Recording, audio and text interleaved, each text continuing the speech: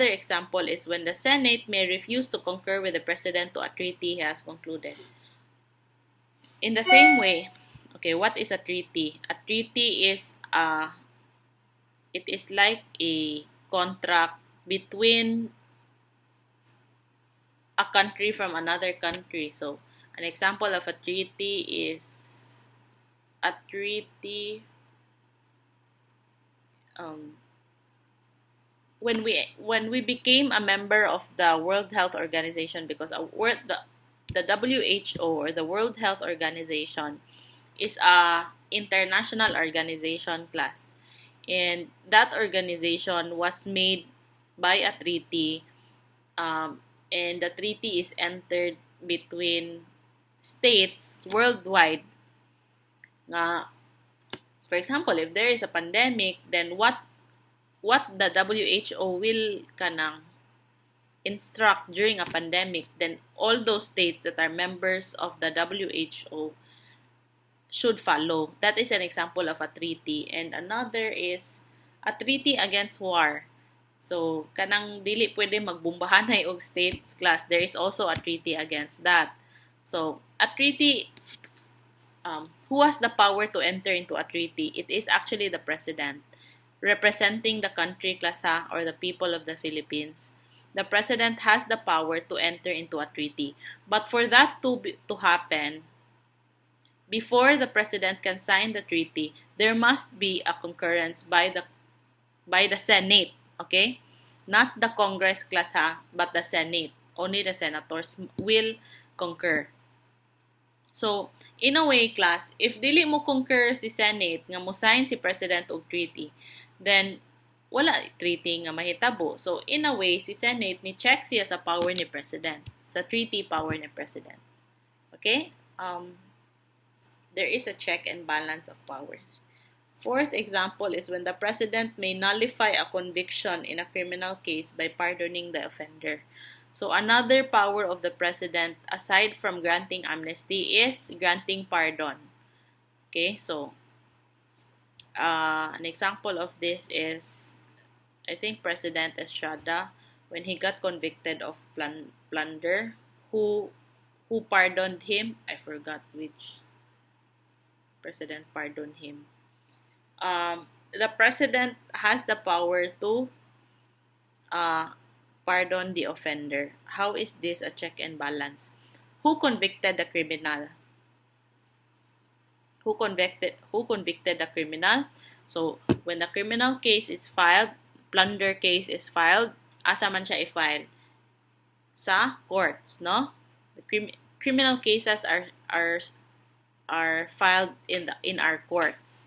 And the courts belong to the judicial department. So, ang decision ni judicial department, whether it may be a regular court, RTC, MTC, or it may be a Supreme Court, nga i-convict na siya nga criminal, is a decision of the judicial department. But the President may nullify that, may cancel that conviction through a pardon, through the grant of a pardon. So, in a way, class, if dili mo agree si President because tanaw niya, there was really no crime committed, then he can pardon the offender. So, si President, in a way, check the decision made by the judicial department through the courts. Okay, last example is when the judiciary or the Supreme Court has the power to declare invalid an act done by the Congress, the President, and his subordinates, or the Constitutional Commission. Again, the judiciary or the Supreme Court has the power to declare invalid an act done by the Congress, the President, and his subordinates, or the Constitutional Commission. So take note that the Supreme Court, the highest court of the land, has the power to declare an act by whom? Number 1, Congress. Number 2, President. Number 3, the subordinates of the President. And 4th, the Constitutional Commission.